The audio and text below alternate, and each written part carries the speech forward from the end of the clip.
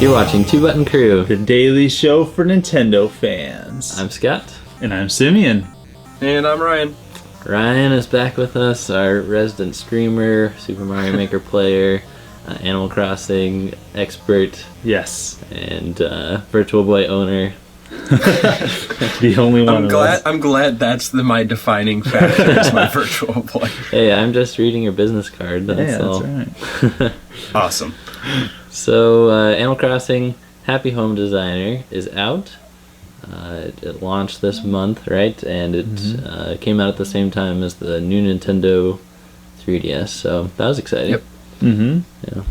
And you've got the hands-on, you've got the impressions, so we are going to grill you.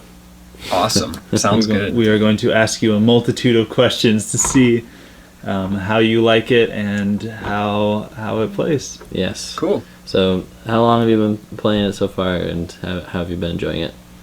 I got it at launch, and I've been playing it off and on here for the past, I think it's been out 2 weeks now. About 2 weeks. So I've been playing it that whole time, and I've quite been enjoying it, yeah. Good. So I know that sometimes the controls, especially for furniture, are a difficulty in the Animal Crossing series. So how have they improved in Happy Home Designer? It's improved dramatically, because before you've had to actually move your character to like drop the items and actually move him over to the furniture to like turn it around and whatnot. Oh, geez. But now you can control all of it with the touchscreen without even having to move your guy. So it makes it so much simpler. Fantastic. On top of that too is before, like, there'd be a certain set number of squares in your house and you could only place furniture in those squares. Now you can actually put them in a half a square, like the in-between spot. So you can, there's so much more like customizability with where you can put furniture.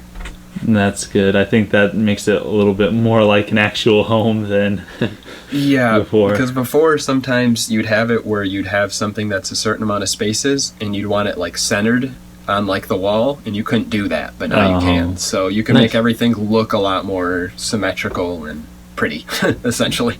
Nice. Very cool. Yeah, so this game kind of took the home designing, or interior furniture and all that aspect of the games and boiled it down to that and made it the main focus. So were you happy to see the series spin off in that way? Do you like decorating the houses in previous games and stuff? Yeah, I like doing it. What's nice here is you have a lot more assets available to you right off the get-go, whereas in the main game, I mean, it's the point of the game to take a long time to build up your inventory, but at least in this one, you can there's a lot more to customize, whereas in the main series, it takes a lot longer to get to that point. All right. So can you design your own house layout, or is it something that's kind of set in stone? Unfortunately, you don't have, like, you mean your own villager? Yeah. No, there's no customizing of your own. It's just other villagers that come in and you customize their houses for them. Are you homeless, Ryan? I am homeless. Man. I'm Tom Nook's slave. But you can customize like the outside of the house and everything like that now. So, I mean, there's a lot of freedom with the other villagers' houses. Okay, very cool. So I know in previous entries of Animal Crossing there would be seasonal things and characters that might only pop up like once a year and stuff like that. So I know you've only had it for a short time, but does it seem like a game that you're meant to play for like 15 minutes in the morning or something like previous games? How's the content depth seem? This one's kind of play whenever you feel like it. There's no sort of seasonal change. When you actually pick the plot of land that you want the villager's house to be on, and when you're doing that, if you keep clicking on the same plot of land, it'll change what season it is, and then their house will be kind of stuck in that season. Oh wow. There's no real seasonal stuff that I know of. However, you can get the seasonal characters. You just need the amiibo cards. So does that mean that there's not really like an overworld or exploring the village at all? How does that There's work? a town where your business is, and then after doing so many villagers' houses, you'll unlock a new place to design in the town, such as a school or a restaurant and things like that to customize which those are actually pretty cool because in this, the animals actually interact with the objects in there. So in the school, you can assign one of the villagers to be the teacher and the other ones to be the students. Nice. So it'll be up front with like a book in its hands, and then the other ones will be sitting at the desks or working at like the lab stations and whatnot. Like they made the AI a lot smarter and more real. Hey, Like, fantastic. welcome to the village. You are going back to college now. Yeah. You Yeah, have no that's- choice. They're like, what? I thought you were just my interior designer. Yeah. You're controlling It was my funny though, destiny. because Tangy is one of my least favorite villagers, and after I built the school, he was in the school, but he was actually asleep at the desk when I went in there. So I had to get a screenshot of that. Nice.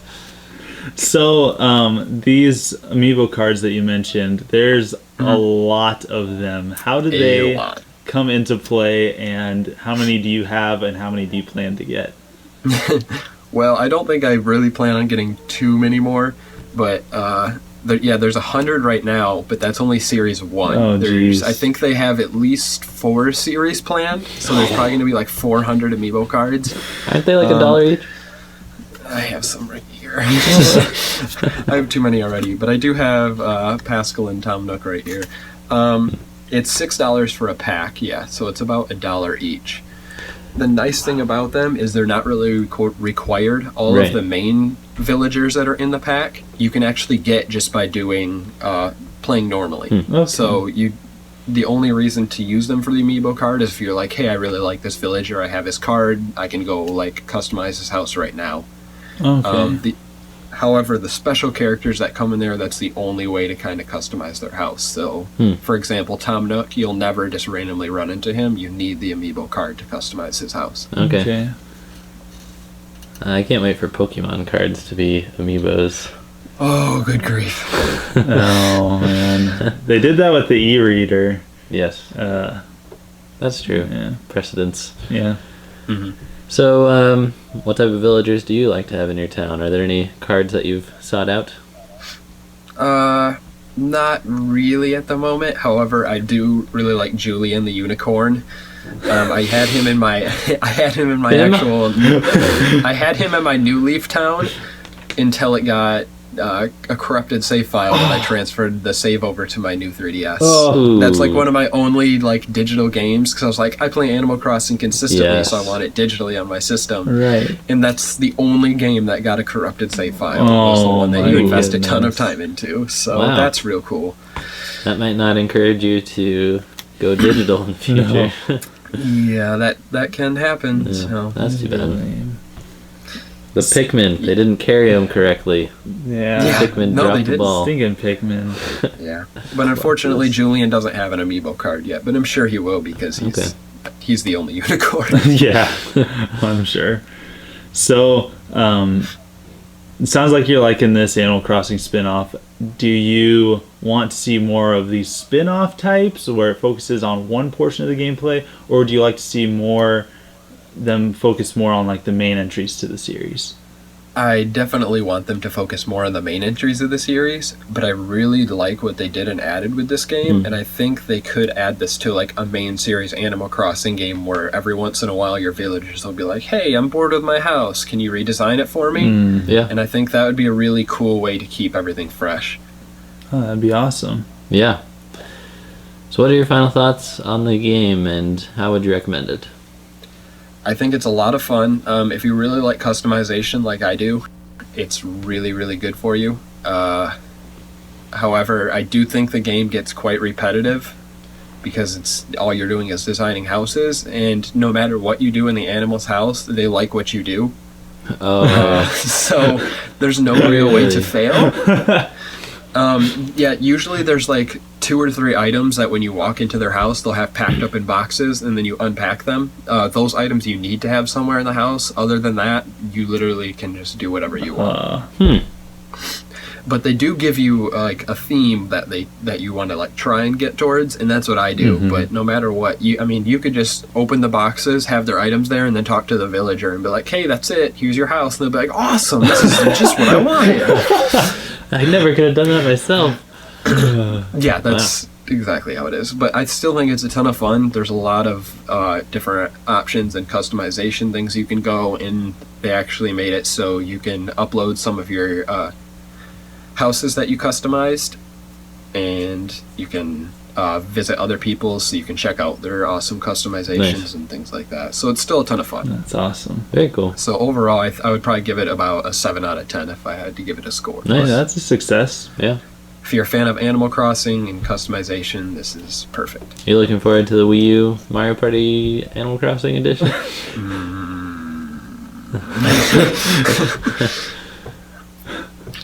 I heard a rumor that it's going to be a free download. It's probably not actually going to happen, but I Whoa. heard it's going to be a free download, but you need an amiibo to play it, so you'd still have to buy an amiibo, but that would only charge you like, it'd only be like $20 then, because you'd have to have 2 amiibo really to play, but that's a way better entry price than $60. Yeah. I don't think it'll actually happen though. Well, that could make me interested. It might. So hopefully Yep. we'll hear more about that soon. Especially since I'm pretty sure, because like the Tom Nook amiibo card, I'm pretty sure you can use that as the amiibo, so Yeah. I wouldn't even have to do anything. I could just scan him and use him for the game and not have to get one of Wow. the full amiibo. That would be good. Interesting. Yep. Well, guys, it's been good. Hope you're having a happy time designing homes. Yes. Thank you, Ryan, for joining us for another episode Yeah. of Two Button Crew, and thank you so much for what you do with Coffee with the Crew every Saturday morning. So tune in to see Ryan on every Saturday morning. Yes. Yeah, thanks for having Ryan, me. would you like to come back this week? I would. I would. I'll like think to come about back it. this week. All right, yeah, I'll think about it too. All right. See ya. See you later. Signing off.